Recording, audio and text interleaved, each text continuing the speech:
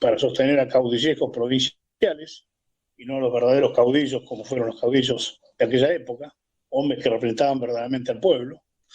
Y además, obviamente, se terminó transformando por una copia de la Constitución norteamericana en un centralismo, una condición de un centralismo de Buenos Aires, que fue la que puso la condición cada vez, iba poniendo cada vez más condiciones sobre el conjunto de las provincias argentinas. Entonces, es importante entender el tema de la federación porque hay un concepto político profundo en la federación. Cuando yo hablo de federación, hablo de la federación no referida a las provincias, sino al plano local, a los pueblos de Santa Fe, a los pueblos de Salta, a los pueblos de Mendoza, a los pueblos de Córdoba.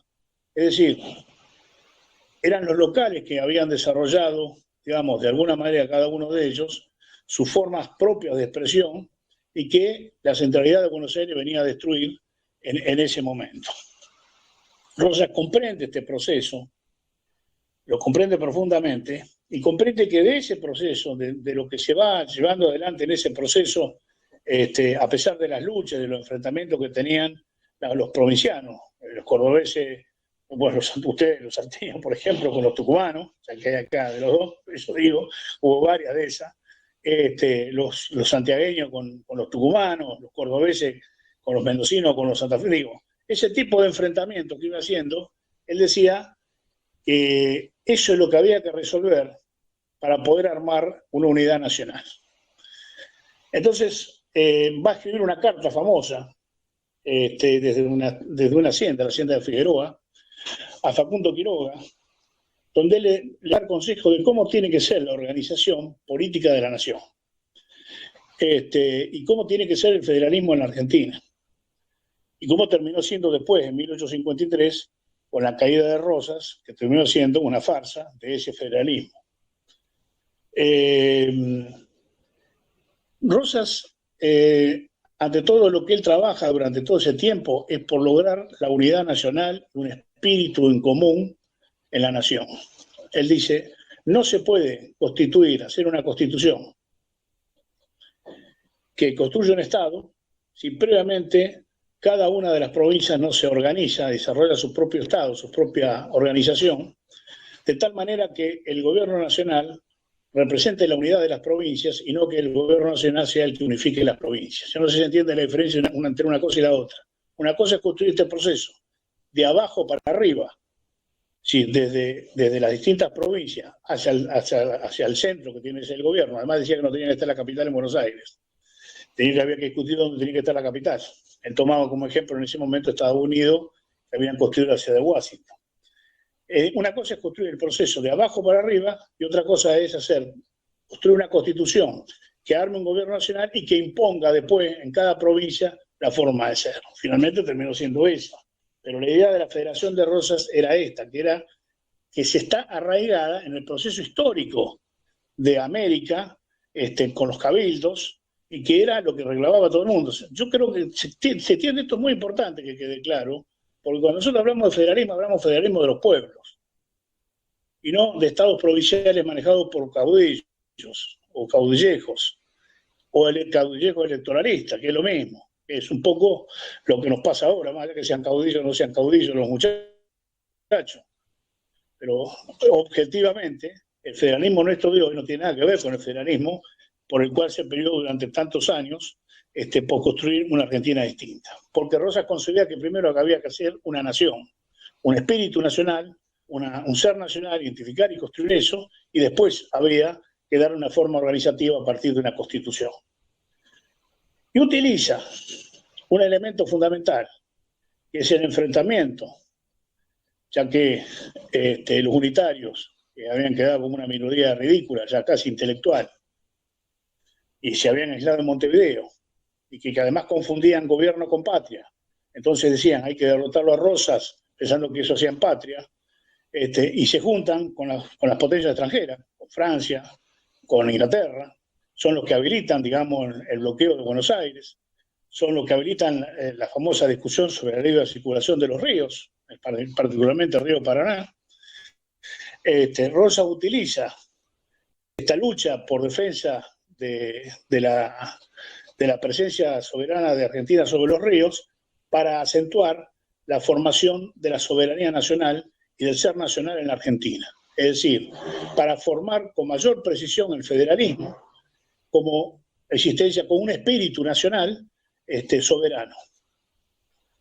Rosas es el primer gobernante argentino que entiende que la política internacional es más importante que la política interna, cuestión que el general Perón va a desarrollar con una precisión absoluta. Es el primero que entiende que si el país es capaz de comprender, y el pueblo del país es capaz de comprender que la lucha por la soberanía, es decir, por la defensa ante el bloqueo británico-francés que se estaba llevando adelante en ese momento, es capaz de comprender la pelea contra eso, entiende como elemento fundamental lo que es la soberanía nacional. Por eso, casi podemos decir que es el primero que afirma la nacionalidad argentina, es el primero que afirma la argentinidad, es el primero que afirma la soberanía con una precisión total. De ahí el nombre de restaurador, porque Rosas lo que viene es a restaurar el proceso histórico de la Argentina, que devenía no desde 1810 en adelante, sino que de mucho más atrás, el proceso desde la época de las colonias, y que va a producir como resultado una nación nueva, que es la nación argentina. Con el proceso, por supuesto, de la independencia y demás cuestiones. Miren, ni San Martín, ni Bolívar, ni Belgrano pelearon para ser una república constitucional. Todos ellos pensaban primero en una patria grande y en unida confederación de naciones, con el mismo concepto. Y aún más, San Martín pensaba que si había que ver una constitución, el último aceptaba la de 1812 de España, de Cádiz, la española, porque era una constitución, digamos, monárquica, con constitucionalista. Es decir, la monarquía para la España anterior representaba la unidad. Por eso Belgrano lleva la figura del Inca, como ustedes se acuerdan en el Congreso de Tucumán, la figura del Inca como representando la unidad de América alrededor de alguien, ¿cierto?, que representaba el todo. Y después abajo un sistema federativo que permitía que cada uno se realizara de acuerdo a las necesidades locales de cada uno. Este es el federalismo que defiende Rosa y esta es la forma de afirmar la soberanía nacional la argentinidad, el ser nacional, la identidad nacional en el proceso de la historia. Por eso termina siendo del federalismo, digamos, la política central de la Argentina. La Confederación Argentina, que nace con Juan Manuel de Rosas y que va a terminar su historia cuando Mitre asume la presidencia de la Nación en 1860, cuando cae Derqui, el último presidente de la Confederación Argentina, es un proceso muy importante de ver. Porque aún incluso después de la caída de Rosas, el tiempo que queda de Urquiza y después de Derqui, todavía la Confederación siguió funcionando. Es Buenos Aires y el centralismo porteño el que de alguna manera va a romper la posibilidad de esto. Un centralismo porteño, por supuesto, es manejado por la oligarquía. Rosas, él sabía que la federación como sistema no era lo mejor. Incluso tenía algunas ideas que pensaban que había que estar centralizada, pero tampoco era unitario, porque sabían que los unitarios eran un partido que tomaban las clases oligárquicas de Buenos Aires para imponerse sobre los pueblos del interior de la Argentina. Por eso él decía que federal no era de federal y unitario, era de la patria argentina. Un concepto parecido al que tenía el general San Martín, con el cual se carteó durante mucho tiempo y que mereció además este reconocimiento de San Martín, especialmente por la defensa que hizo frente al intento del paso de los barcos ingleses y franceses por el río Paraná, el intento que realizó, que llegó a la batalla de la Vuelta Obligado, con Mansilla a la cabeza, de San Lorenzo, de Tonelero, y el retorno que hicieron después los barcos, que fueron castigados duramente, en Punta Quebracho, acá en el sur de Santa Fe. Esa acción, digamos, recibió el reconocimiento especial de San Martín y hizo que San Martín, antes de fallecer, le donara su sable a Juan Manuel de Rosas, a pesar que la historiografía liberal siempre dijo que el sable de San Martín había cedido a la patria argentina, el sable fue cedido a Juan Manuel de Rosas, que lo dejó, por supuesto, para que se custodia de él la patria argentina. Rosas va a escribir después algunas ideas sobre lo que tenía que ser la Organización Nacional. En esa carta famosa a Quiroga, le aclaro que la carta a Quiroga es una carta que escribe cuando Quiroga lo manda a Rosas a mediar un conflicto que había ocurrido entre Salta y Tucumán. Viene Quiroga, lo arregla el conflicto y cuando vuelve para informar a Buenos Aires el resultado de la negociación, es asesinado en Barranca Yalco, en la provincia de Córdoba, por los hermanos Reina Fe.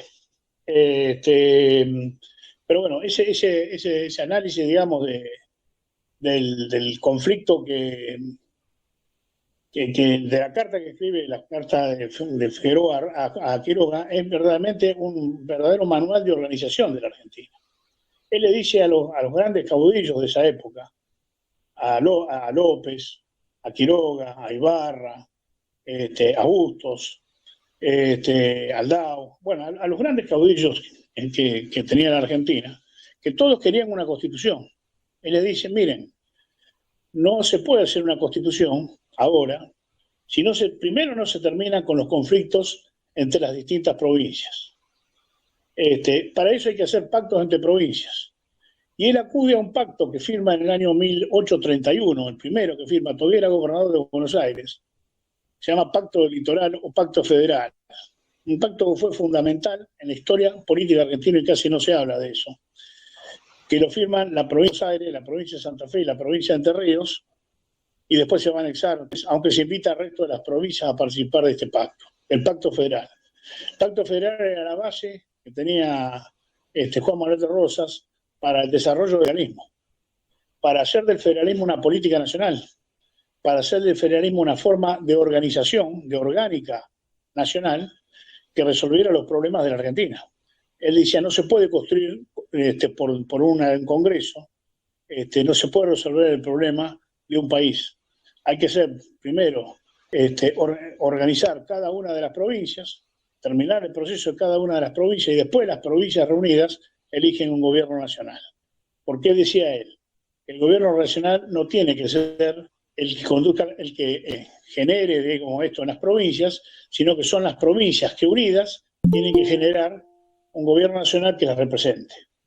Entonces, ¿qué decía? Que el gobierno nacional tiene que hacer muy pocas cosas, encargarse de los problemas nacionales y nada más que eso, y el resto quedaba en manos de los problemas provinciales de cada una de las provincias que tenían la autonomía y en el cual él nunca jamás se metió, más que como máximo para conciliar, digamos, enfrentamientos entre intereses de los gobernadores de provincia de esa época, de los caudillos de provincia de esa época, nada más que para mediar, o sea, para pacificar. Porque él decía, mientras no se pacifique, se terminen todas las guerras entre las provincias, con los unitarios que seguían, por supuesto, actuando dentro del país, Lavalle, el General Paz, seguían, digamos, trabajando y peleando dentro de la Argentina, los unitarios que conspiraban desde Montevideo, Oribe, que era el gobernador, el presidente auténtico del Uruguay, enfrentado a Rivera, que estaba en Montevideo también, cercando a la ciudad de Montevideo. Es decir, ese conjunto de guerras que fueron librando, si mientras no se termine todo ese proceso y se logre una paz interior que garantice que cada una de las provincias se organice, recién ahí se puede hacer un Congreso Nacional que termine germinando en una constitución que dé orden a lo que ya está ordenado. Es decir, que nuestro federalismo es un federalismo de abajo para arriba, no es un federalismo desde arriba hacia abajo. Y esto yo quiero que lo entiendan, porque esta discusión está instalada en la Argentina de hoy, compañeros. Y desgraciadamente, la política hoy en Argentina, tanto en la franja política nuestra como, bueno, ni hablemos de los gorilas, que son unitarios por naturaleza, pero los nuestros también han caído en la trampa de manejar las centralidades de Buenos Aires. Y esa idea de la centralidad desde Buenos Aires lo que está haciendo es